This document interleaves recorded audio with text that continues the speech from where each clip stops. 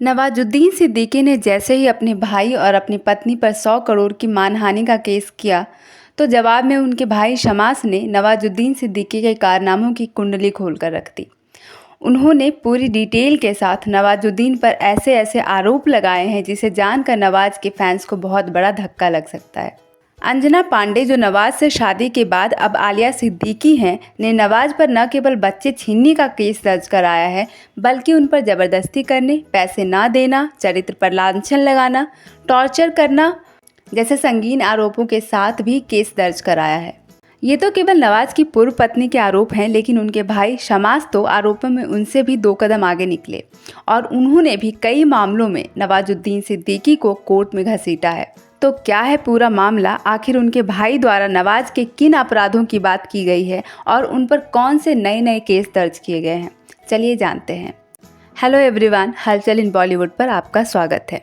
नवाजुद्दीन सिद्दीकी आजकल न केवल कंट्रोवर्सी किंग बनकर घूम रहे हैं, बल्कि रोजाना उन पर उनके परिवार द्वारा ही कई आरोप और केस दर्ज किए जा रहे हैं। नवाजुद्दीन सिद्दीकी की पत्नी ने उन पर न केवल जोर जबरदस्ती का मामला दर्ज कराया था, बल्कि ये भी इल्जाम लगाया था कि वो उन्हें घर में कैद रखते हैं। इसके अलावा दोनों के बीच बच्चों की कस्टडी और डेली खर्च को लेकर भी कोर्ट में केस चल रहा है। आलिया सिद्दीकी ने एक वीडियो में बताया था कि नवाज की मां आलिया के बेटे को नाजायज बोलती हैं और नवाज ये सब चुपचाप सुनते रहते हैं। आलिया का मानना है कि नवाज को भी अपने बेटे के जन्म को लेकर संदेह है और वो इसके लिए उन्हें और उनके बेटे को प्रताड़ित भी करते हैं। आलिया ने अपनी बात साबित करने के लिए अपनी और नवाजुद्दीन की बातचीत को रिकॉर्ड किया है और उसे सोशल मीडिया पर रिवील भी किया है। इस गर्मा गर्मी के बीच मुंबई में रह रहे भाई शमास ने भी नवाजुद्दीन पर संपत्ति बंटवारे और अपना करियर बनाने के लिए उनके भाई प्रेम का गलत इस्तेमाल करने का आरोप लगाया है। नवाज इन सब मुद्दों पर कई दिनों तक चुप रहे, लेकिन फिर उन्होंने एक ट्वीट करके इन सब का जवाब दिया है। उन्होंने ट्वीट की हेडिंग में लिखा था, ये जवाब मेरे इमोशंस हैं, ना कि एलिगेशंस। उन्होंने 2 पन्नों का एक ट्वीट पोस्ट किया था जिसमें मोटा मोटी तौर पर ये कहा गया था कि उन्होंने कभी इन तमाशों का जवाब नहीं दिया, क्योंकि अगर इन बातों को सोशल मीडिया पर उनके बच्चे पढ़ेंगे तो उन पर गलत असर पड़ेगा। उन्होंने लिखा कि आलिया और वो कई साल पहले डिवोर्स के जरिए अलग हो चुके हैं और अब केवल बच्चों के लिए साथ हैं। नवाज कहते हैं कि मेरे बच्चे दुबई के स्कूल में पढ़ते हैं, लेकिन उन्हें मेरी जानकारी के बिना इंडिया ले आया गया और अब उनके बिहाफ पर पैसे की डिमांड की जा रही है। नवाज ये भी बताते हैं कि वो अपनी पत्नी को स्कूल फी, मेडिकल, ट्रैवल के अलावा पहले भी 5-7 लाख रुपए पर मंथ दिया करते थे और दुबई जाने के बाद वो लगभग 10 लाख रुपए हर महीने देते आ रहे हैं। उन्होंने अपनी पत्नी को फाइनेंशियली इंडिपेंडेंट होने के लिए मदद करने की कोशिश भी की, लेकिन इसके उलट आलिया ने उन पर और उनकी मां पर ढेर सारे केस दर्ज करा दिए, क्योंकि वो सिर्फ और सिर्फ पैसा चाहती हैं। नवाज के इस ट्वीट के बाद आलिया और नवाज के भाई शमास का हमला और तेज हो गया, जिसके जवाब में नवाजुद्दीन ने दोनों पर मानहानि का 100 करोड़ का केस दर्ज करा दिया। इस केस के जवाब में हालांकि आलिया का अभी तक तो कोई रिएक्शन नहीं आया है, लेकिन नवाज के भाई शमास ने सेम हेडलाइन के साथ 2 पन्नों का ट्वीट किया है, जिसमें नवाज द्वारा किए सारे अपराध और केसेस की डिटेल्स हैं। शमास ने ट्वीट में नवाज पर यह इल्ज़ाम लगाया है कि ये 100 करोड़ का केस उन्होंने बस न्यूज़ बनाने के लिए किया है। उन्होंने ट्वीट में नवाज को कभी प्यारे बाबू कहा है तो कभी हिटलर बाबू। उनके अनुसार इंसान के तौर पर और एक्टर के तौर पर नवाज की वैल्यू 0 हो गई है।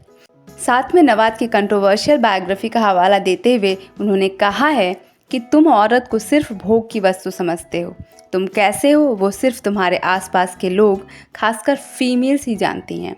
वो आगे लिखते हैं कि तुम्हारे घटिया स्टेटमेंट की वजह से तुम्हारी 9 फिल्में अटकी पड़ी हैं और प्रोड्यूसर्स का 100 करोड़ से ज़्यादा का पैसा डूब गया है। मैंने ऊपर वाली की कोर्ट में मेरी जवानी लौटाने और मेरे 11 साल वापस करने का केस किया है। तुम कभी मुझे गार्डियन एंजल कहते थे, मैंने सच का साथ दिया और अपना हक मांगा तो यह मेरा कसूर बन गया। शमास इतने पर ही नहीं रुके, बल्कि उन्होंने अगले पन्ने में नवाज के गुनाहों की परतें उधेड़ कर रख दी। उन्होंने लिखा कि नवाज ने लॉकडाउन के दौरान 2021 में एक और शादी की और उन्होंने अब तक 3 शादियां की हैं। शमास ने कहा है कि नवाज ने एक बार अपनी भाभी को प्रेगनेंसी के दौरान लात मारी थी, जिसके लिए उन पर पुलिस केस भी हुआ था।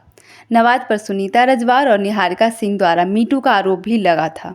नवाजुद्दीन की बायोग्राफी एन ऑर्डिनरी लाइफ पर भी कई केस हुए, जिसकी वजह से इस किताब को मार्केट से हटा लिया गया था। सोसाइटी की पार्किंग पर 2016 में 2 लड़कियों द्वारा नवाज पर मोलेस्टेशन का केस भी दर्ज हुआ था। 2021 में नवाज के सगे भाई ने उन पर 2 एफआईआर दर्ज किए थे। साल 2018 में नवाज की भतीजी साशा सिद्दीकी ने भी नवाज पर एफआईआर दर्ज कराया था।